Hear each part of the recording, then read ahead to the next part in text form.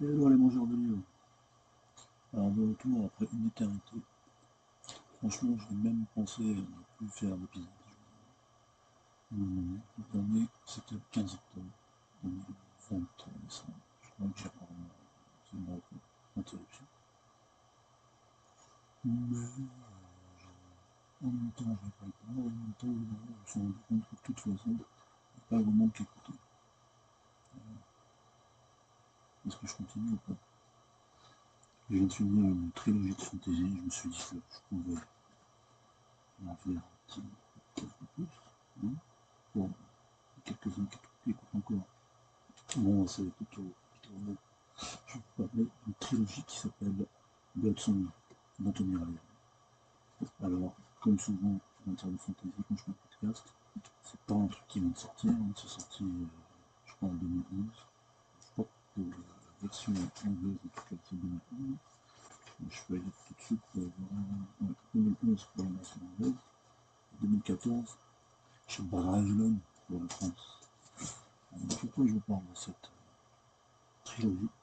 Parce que justement, cette période des années 2010, moi qui suis un bon de fantasy, comme vous le savez, quand tu veux la vague de Brajlon et tout, alors, je l'ai acheté, hein, j'ai acheté Légende, Guillemets, j'ai acheté Robert Howard, j'ai acheté, bref. Mais il y a eu un moment où il y avait plein de sites qui sortaient, des mecs, des noms inconnus, et des covers un peu vieux. En fait, maintenant, je me rends compte que ça préfigurait ce qui est devenu à la romantaisie en termes de couverture. Et je sais pas, j'avais un rejet. Et même quand je lisais la quatrième de couvre et que ça me paraissait un peu intéressant, je croyais pas. Alors, je vous en ai parlé souvent, hein, ce genre de cycle. Hein. Il y a eu, par exemple, Anthony Ryan avec Pierre Perdu, il y avait Peter Lebrett, avec le cycle des démons, c'est le chef-d'œuvre. Et il y avait Anthony Ryan avec Blood Song, et puis il y avait aussi ce titre, Blood Song, c'est plus. Mais quand je lisais la quatrième de couvre, c'était le truc qui me paraissait le moins pété. Mais donc, bref, en ce moment, chez JBR, ce qu'ils appellent l'éco-lecture, c'est des cases un peu végétales, un peu pourries. Mais ce qui est cool, c'est qu'il y a plein de bacs à 50 centimes, 20 centimes, et je vous le donne en mille, il y a les trois poches de la trilogie pour 20 centimes chacun. Alors, éclaté, mais qu'est-ce que je m'en fous? Puisque moi, ce qui m'intéresse, c'est de manger des livres. Donc, c'est-à-dire que pour 60 centimes, j'ai eu la trilogie. Bon, je vous rappelle que le prix neuf, hein, c'est, à l'époque, c'est 90, c'est plus maintenant. Mais bon, j'ai économisé l'ensemble. Donc, Anthony Ryan, c'est qui, c'est quoi, c'est cool, c'est où? Comme souvent, c'est en anglais. Donc, souvent, les anglais, ils sont nuls. Et comme souvent, c'est un mec des années 70, il est né en 70, et comme souvent, pour les extrêmement bon en fantasy, c'est un mec qui est docteur en histoire, qui a fait des études d'histoire, apparemment un peu de recherche. Ensuite, il a travaillé dans la fonction publique anglaise. Et, je vous le demande, Blood Song, le premier volume qui s'appelle La Voix du sang. En anglais, pardon, La Voix du sang. Donc, Blood Song, La Voix du sang, premier volume, et ben c'était son premier livre, son premier ouvrage. En tout cas, le premier à apparaître. Et franchement, pour un peu d'essai, c'est un peu de mec. Parce que moi, je me suis mis donc parce que je les ai trouvés à Mazantier, en me disant, voilà, je vais pas me plaisir.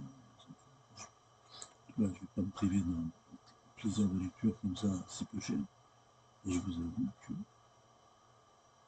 j'en suis tapé presque 3000 pages, 3000 pages, 3000 pages de lecture d'un coup. Parce que c'est des gros blocs de fantaisie. Hein. C'est le premier volume, 834 pages, le deuxième c'était 800, le troisième c'était 761, je crois, un truc comme ça, donc ouais, au moins 3000 pages. Quoi. Et bon, comme je dis toujours, le nombre de pages c'est pas très important, mais je vous avoue que là, à la fin, je tire un peu la main. Pas parce que c'était mauvais, mais parce que des fois ça fait trop d'un coup. Et là, je lisais vraiment en petit parce que je voulais connaître la fin. Et où il m'a eu, en fait, c'est dans le quatrième de couverture, je vous lis un peu Vaelin Al-Sarlan, héros légendaire du royaume unifié, accomplit son dernier voyage sur le navire qui l'emmène vers sa condamnation. Il raconte enfin son histoire. Fils du célèbre seigneur d'hiver, élevé au sein du sixième ordre, le jeune homme est confronté dès l'enfance au quotidien rude d'un combattant de foi. Entre les maîtres sans pitié et les épreuves initiatiques mortelles, il se liera à la vie à ses frères d'armes et à celles qui n'ont pas le droit d'approcher. Guerrier redoutable, général leur père, le destin de Vaelin dépassera les frontières et fera de lui à la fois un héros et un traître. Et le truc qui est cool, c'est qu'en fait, dès les premières pages, on apprend que le mec il est condamné à mort et qu'en fait, il embarque sur un navire pour se faire exécuter. Et donc on se dit, mais alors, c'est pas possible. Dans l'histoire, même s'il va avoir un grand flashback pour nous raconter sa vie jusqu'à ce moment, il n'y a quand même pas moyen. Donc déjà, c'est le premier truc un peu suspense. Et moi, en fait, ce qui m'a surpris et ce qui m'a fait rester après les premières pages, c'est que, donc, bien sûr, au début, ce que vous l'avez entendu, la sauveille Sorna, il vit dans un monde de fantasy où il y a trois gros continents, plus un quatrième qu'on ne voit pas dans cette trilogie, parce qu'apparemment j'ai cru comprendre qu'il y avait une suite de volumes à cette première trilogie qui se passe de ce qu'on appelle l'Empire d'Occident, mais ça on ne voit pas dans la trilogie. En ce qui concerne les trois premiers livres, il y a trois empires. Il y a le royaume unifié, qui est une espèce de grande île au nord. Au sud, il y a l'empire Alpiran, et à l'est, il y a l'empire Volarien. Et tout en haut, il y a la banquise, parce que la banquise aussi était. Et donc ce mec, Valine Al-Sarma, quand il est dans l'histoire, il a été pendant 4-5 ans emprisonné par les Alpirans parce que le royaume unifié a essayé de les envahir. Et donc, pour sauver la vie de son prince, il a accepté l'Empire. Et on a une espèce de chroniqueur de l'Empire qui fait office aussi d'ambassadeur, qui doit l'accompagner à son dernier séjour, quoi, et voir s'accomplir sa condamnation. Et comme il est quand même intrigué malgré la haine qui lui joue, parce que c'est quand même un envahisseur, il a une réputation, Sorna, et chaque peuple de différents royaumes lui donne un surnom, l'aile du corbeau, le tueur d'espoir, le seigneur de guerre, il y en a plein. Et il ne peut pas s'empêcher en fait de lui poser des questions, et comme c'est un lettré, il se dit qu'il va écrire sa vie. Et Al-Sorna, il se met au lieu, puisque la traversée de l'espèce de bras de mer qui va le mener à son lieu d'exécution du roman, il commence à lui raconter sa vie.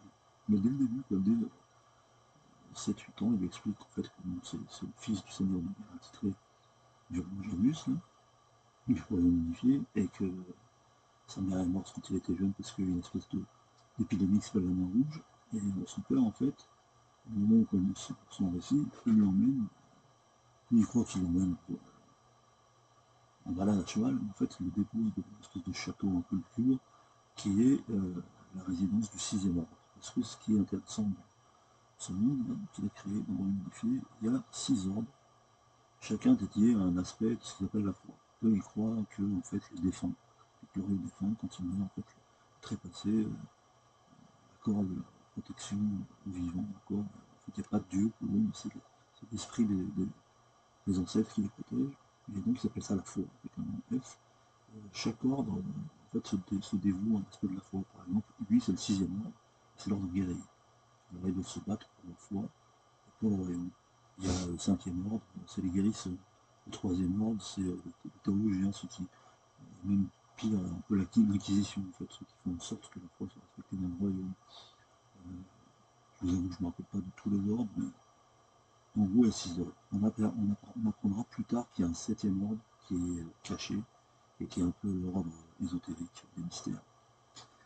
Et en fait, moi je m'attendais pas du tout à ce que tout le premier volume, en gros, ce soit quasiment l'histoire de son enfance et de toutes les épreuves qu'il doit passer au sein de ce sixième ordre pour devenir, pour être adoubé en fait membre réel de cet ordre et de pouvoir guerroyer au nom de la foi et du royaume.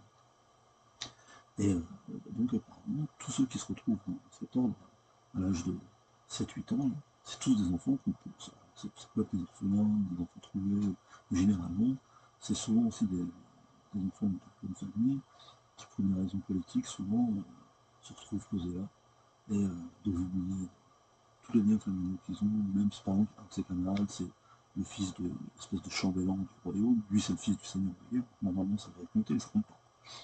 Et c'est un entraînement super rigolo, super dur, et tous ne survivent pas. Et comme c'est par classe d'âge, et qu'il y a des épreuves tout au long de cette espèce d'entraînement qui dure des années, en fait en réalité, à chaque épreuve, il y a quelques-uns de ses camarades qui meurent, et pour chaque classe d'âge, il n'y a qu'une proportion congrue en fait d'élus. Mais par contre, ça devient des super guerriers, ça devient des mecs qui sont capables de se battre tout seuls contre plusieurs soldats lambda, par exemple, il y a un moment mémorable où ils sont encore adolescents, mais ils ont le droit de sortir enfin de la forteresse pour une espèce de fête annuelle, et il y a une espèce d'escarmouche avec la garde du roi. En fait, eux, c'est des adolescents, les mecs de la garde du roi, c'est des adultes, et ils sont à 3 contre genre 10, et ils en font qu'une bouchée. Et ça devient une légende qui est hypertrophiée à chaque fois qu'on la raconte, et ça prouve le décalage, en fait, de capacité guerrière qu'ils ont par rapport à des soldats durants. Et donc, moi, ce qui m'a tout de suite attiré dans ce livre, et ce qui m'a fait rester déjà pendant tout le premier volume, c'est ça, c'est toute l'histoire, parce qu'il déploie vraiment, année par année, galère par galère, tout ce qui lui arrive jusqu'au moment où il sort enfin, entre guillemets, diplômé de cette forteresse, sans oublier le fait que, comme il est malin, notre ami Antonio Ryan, comme c'est un historien, on sent qu'il a, par rapport aux études qu'il a fait, c'était sa carrière d'historien, il a compris comment les sociétés se construisent, comment les pouvoirs médiévaux peuvent tenir en même temps avec l'aide de la foi, en même temps un pouvoir vassalisé. Il comprend aussi qu'un royaume, c'est pas la même chose qu'un empire, que les enjeux sont différents, il y a plein d'intrigues de palais, et en même temps, il y a des petites touches, justement, comme c'est de la fantaisie, de magie, eux ils appellent ça la ténèbre, et en fait ce qui est cool, c'est que dans les autres volumes, on apprendra que ce qu'ils appellent la sorcellerie ou la ténèbre, en fait c'est une espèce de mutation. On a l'impression à un moment donné que c'est une espèce de Dark X-Men qui, qui explose dans le deuxième volume, là. Et c'est tellement en même temps classique dans ce que ça veut raconter, mais exotique dans ce que ça raconte justement, que ça renouvelle le genre, vraiment. Ça renouvelle vraiment le genre. Et en plus, je le dis souvent pour enfin, les livres en général, mais en ce qui concerne les gros cycles de fantasy, souvent ce qui nous fait rester dans un cycle, même s'il y a des milliers de pages comme dans ce cas, c'est quand l'auteur arrive à nous faire vraiment nous attacher aux différents personnages, malgré le fait que, comme tous les romans de fantasy, il y en a beaucoup. Et par exemple, moi, ce qui a failli me perdre à un moment, ce qui a failli me faire lâcher la lecture, c'est qu'au second volume, dans beaucoup de bouquins de fantasy, à un moment donné, il y a tellement de personnages que c'est un chapitre par personnage. Et comme ils sont tous éparpillés aux quatre coins du monde, là, moi, ça me fait chier. Ça m'a toujours cassé les pieds. Ce type de narration, ça m'ennuie. Des fois, je lis tous les chapitres qui concernent un seul mec avant de revenir à un autre, mais souvent, c'est pas possible parce qu'à un moment donné, quand même, au niveau de la trame temporelle, ça suit plus.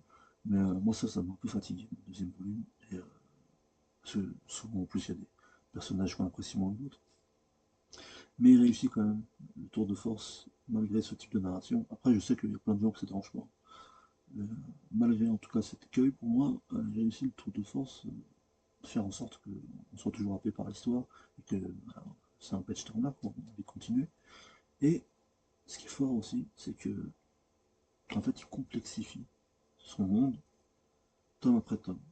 Et que à chaque fois qu'on croit avoir après une image complète, tant d'un point de vue géographique, politique, religieux, métaphysique, philosophique, au niveau même des pouvoirs, etc., et ben il rajoute une petite touche, et surtout, ce qui est bien, c'est que ce qu'on appelle les subplots, quoi, c'est qu'en fait, dès le premier volume, il a laissé des petites infos sans expliquer ce que c'était, et il distille les explications comme ça au fur et à mesure des volumes, Ce qui fait qu'ensuite on se dit, putain, il a vraiment maîtrisé son récit. Les graines qu'il a plantées dans les premiers chapitres du premier tome, c'est qu'à la fin, à la toute fin, que c'est résolu. Et ça, pareil, c'est la preuve d'un vrai écrivain. Un mec qui a construit. Alors, est-ce que c'est un architecte, est-ce que c'est un jardinier? Moi, je dirais que c'est un architecte. En tout cas, ça prouve que, pour moi, Anthony Ryan, là, ça m'a fait comprendre pourquoi déjà à l'époque j'avais plein de potes qui m'en parlaient. Je voyais bien que c'était un cycle qui marchait bien.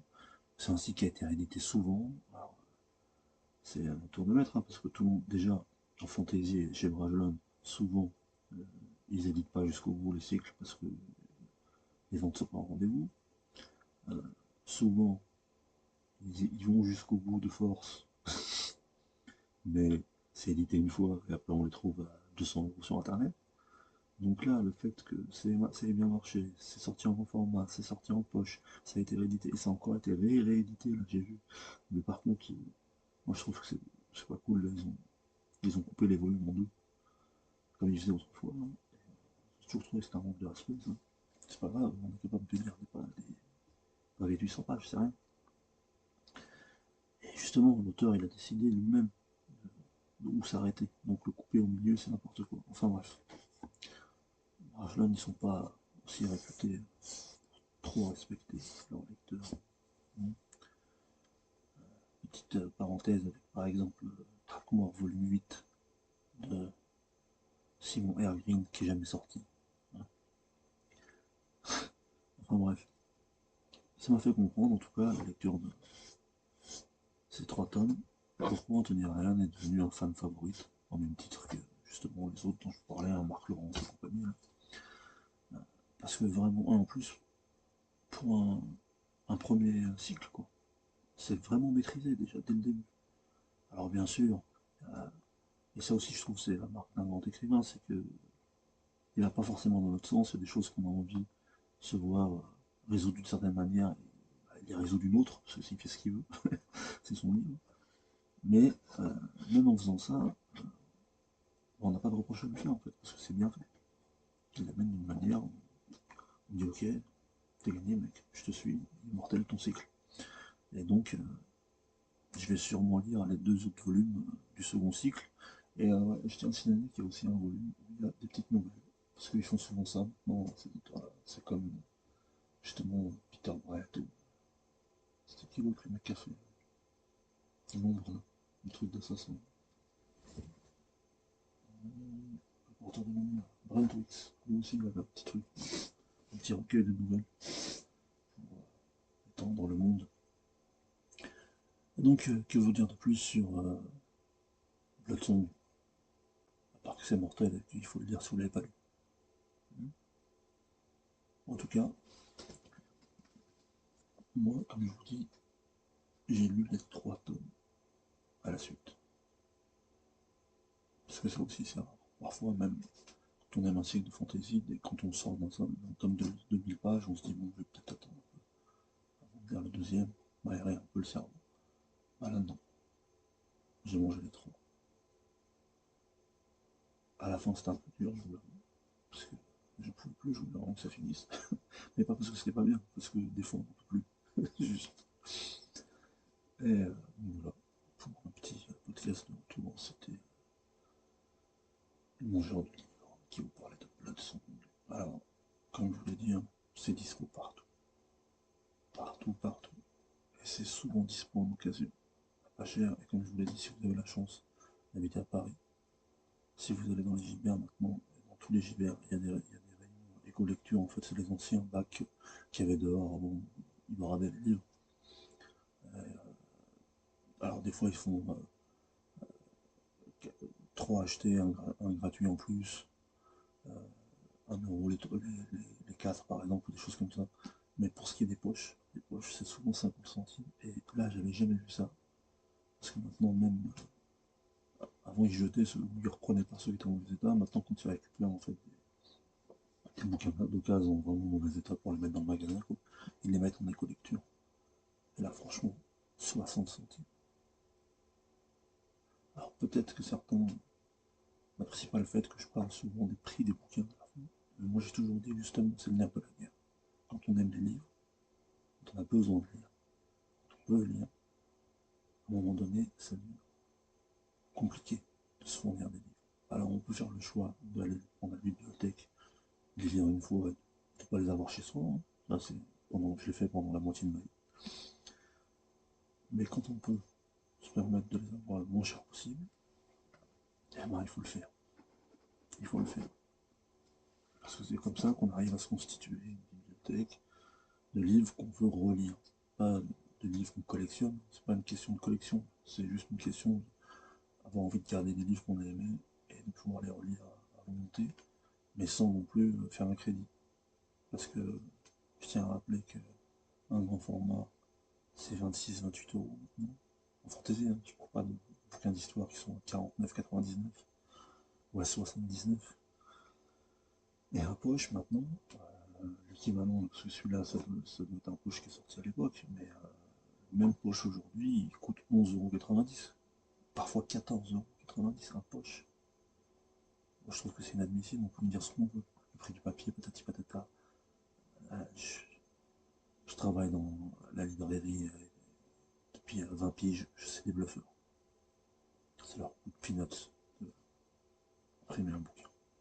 La preuve, ils en impriment plus qu'il faut et après ça se retrouve au pilon et il y a 1000 trafics après. Donc déjà 8,90 € pour un poche, je trouve que c'est énorme. Ouais, bon, peut-être qu'il y en a qui sont pas d'accord avec moi, qui se disent que non, c'est de la culture, ça a un prix, mais c'est pas dans ce sens-là. Bien sûr, c'est de la culture, ça, il faut que ce soit le juste prix. Comme je dis toujours, quelqu'un qui lit un livre par mois, il peut mettre 28 €. Quelqu'un qui achète 10 livres par semaine, il peut pas. Et pourquoi je vous dis ça? Pour vous dire que vous le trouvez pas cher. Alors peut-être vous m'avez trouvé un peu acrimonieux pendant ce podcast. C'est juste parce que j'étais un peu déçu des écoutes, mais c'est pas par rapport à ceux qui m'écoutent, hein. C'est par rapport à ceux qui m'écoutent pas. Et voilà quoi. Moi, je pense que je vais essayer encore quelques temps de faire quelques podcasts, puis si ça marche pas, bah, il y aura. Attendez, je regarde, il y a combien de podcasts là?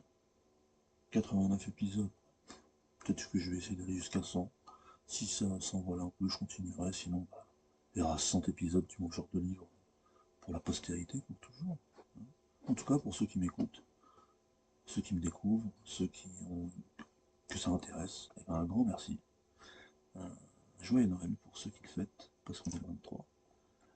Une bonne année, et mangez des livres, mangez des livres, mangez des livres, quel que soit le prix que ça coûte. À bientôt, les mangeurs de livres. Ce fut un plaisir.